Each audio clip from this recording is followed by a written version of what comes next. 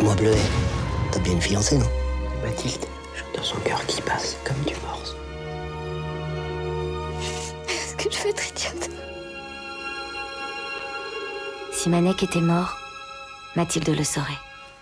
J'aurais pu appeler le film Seul contre tous. Et c'est quelque part peut-être aussi un peu mon histoire, puisque, comme peut-être vous le savez, dans les années 70, je travaillais ici, ce qu'on appelait les PTT à l'époque. J'ai installé des téléphones ou des centraux téléphoniques ici, ou dans les Vosges, à Baccarat, à Lunéville, etc.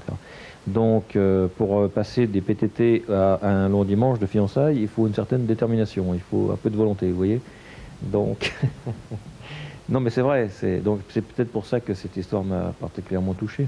Et puis après, il y avait aussi le phénomène de la guerre de 14 qui me hante depuis toujours.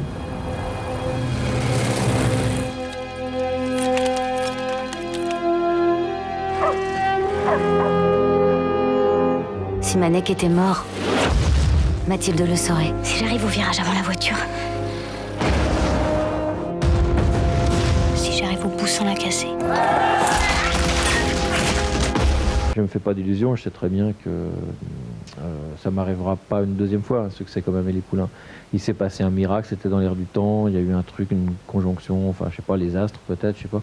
En tout cas, c'est devenu le plus gros succès d'un film français sur le monde. Donc ça m'a permis d'avoir l'ambition de faire ce film qui est assez démesuré, puisque c'est un film épique d'époque. Et donc c'est formidable. Et si celui-là marche suffisamment, j'en ferai d'autres, donc tout va bien. Mais je dirais même qu'Amélie Poulain me laisse un crédit pour 3 ou 4 films. T'es vraiment contrariant, tu sais. On serait tellement mieux en Bretagne. On y va, Mathilde? Tu vas attraper froid.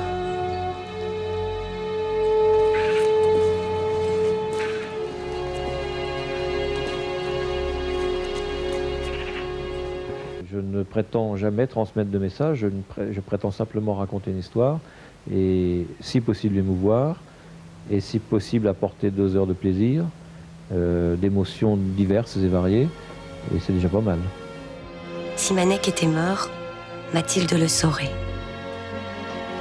Depuis l'avis de décès, elle se raccroche obstinément à son intuition comme à un fil ténu. Jamais elle ne se décourage.